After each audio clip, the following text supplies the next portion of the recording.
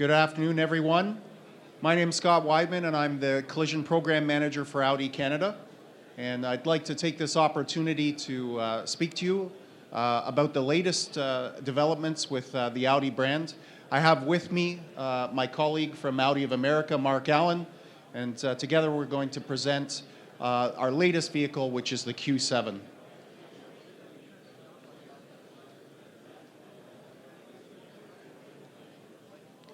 So as you've seen last night and today, we've got the vehicle on display. The vehicle came out literally 3 weeks ago, and it really represents a major departure from the outgoing generation as far as its structural design. You'll see in this illustration that there's been significant changes to its overall structural composition. Previously, the generation was 6% aluminum and now represents over 40%.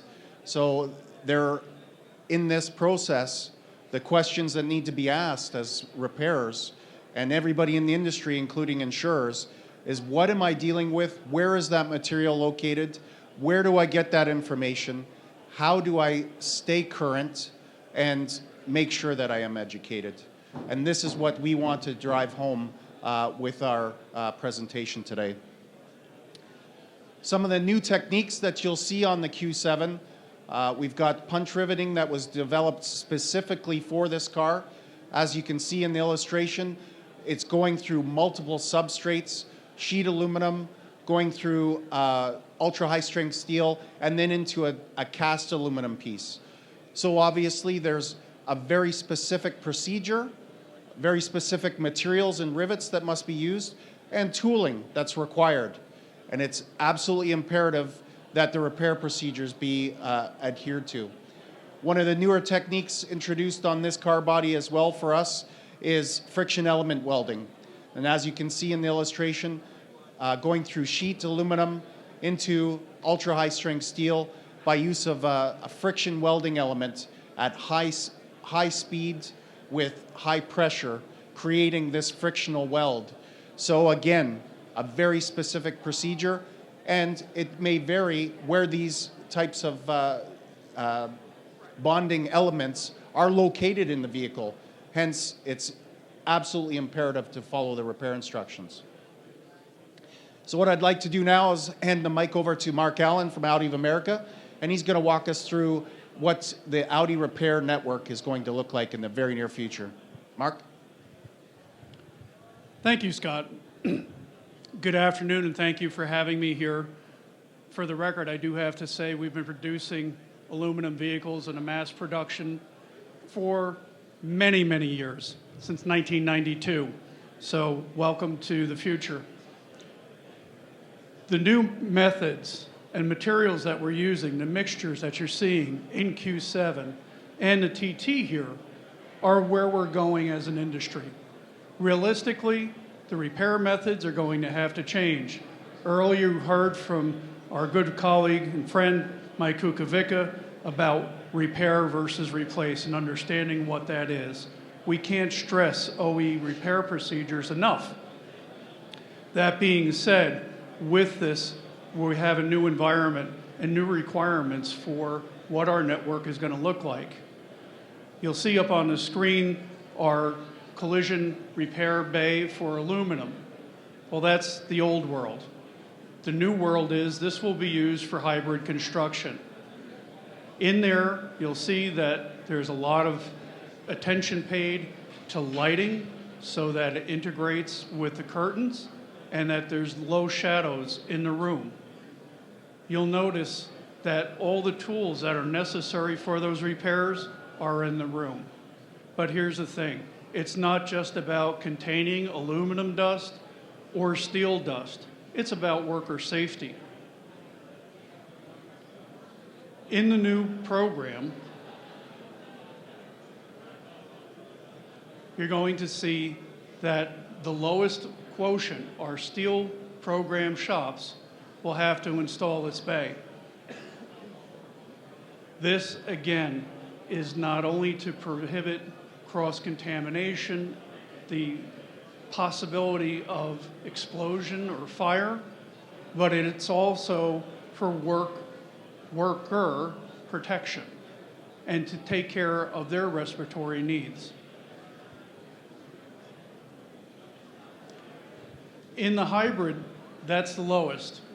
The differential with ultra-advanced lightweight materials of where we're going with R8, carbon fiber, aluminum, and potentially other materials is going to be where ultra-advanced lightweight materials will be. Currently, it'll be the same as the aluminum room required for our current aluminum program. The major distinction is welding to the 9606-2 test that we provide and test to, and then there will be a small subset of carbon fiber repairs to address the needs of R8 and Lamborghini Huracan, any other future models that come along. Again, can't stress enough workplace safety. We think about fire, we think about explosion, they're valid concerns, but we also have to think about respiration in the area and containing that and making sure that the technicians are receiving their best. We're all looking to give a repeatable outcome. On average, we crash 35 to 55 cars per model and then revalidate the repair process. Like you heard from Mike, if you do it yourself, it becomes a Kukovica. If you follow the process, it remains an Audi. And we stand by that as well. That's my part of it. I thank you. If you have any questions, please run up and hand back over to Scott Weidman. Thanks, Mark. So thank you, Mark, for that presentation. And you know, what we're really trying to accomplish here is obviously that the proper procedures are followed. As Mark mentioned, we want a repeatable, safe repair that leads to maintaining the overall vehicle value and the safety of the consumer.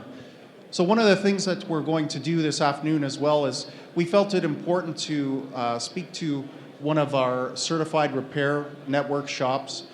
We have with us today Jeff Pabst from Pfaff Autoworks, who is certified in many of the OEs that are represented in this room today.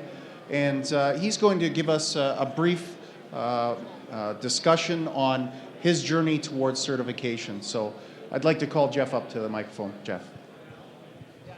Thank you, Scott. Thank you, Mark.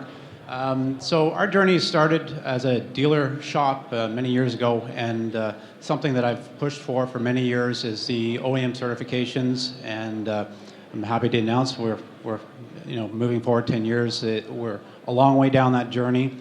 The program has been amazing. For not only for us as an operation and how we conduct our business and how we represent our customers, but also for our technicians. The training has been quite remarkable. It's a lot of training, but it's been very interesting. Our technicians spend 2 full weeks away for aluminum certification. 1 full week is focused solely on welding, with our approximate 50% failure rate. So, when your technicians come back out of that, they know what they're doing. And, the second part of it is having the procedures and, to quote my friend Mike Anderson, you don't know what you don't know.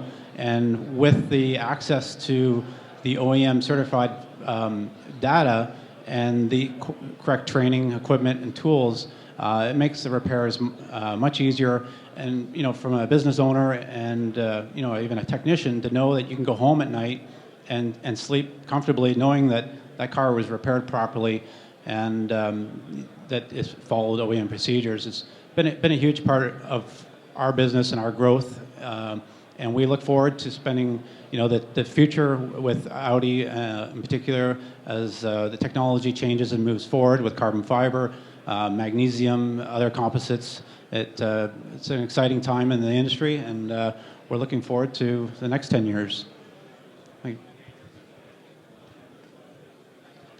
Thank you, Jeff. That's excellent. So I hope that everyone enjoyed what we presented today on the future of Audi collision repair. that there's some valuable information as takeaways. And I'd like to thank you for your attention, and please enjoy the balance of the CCIF event. Take care.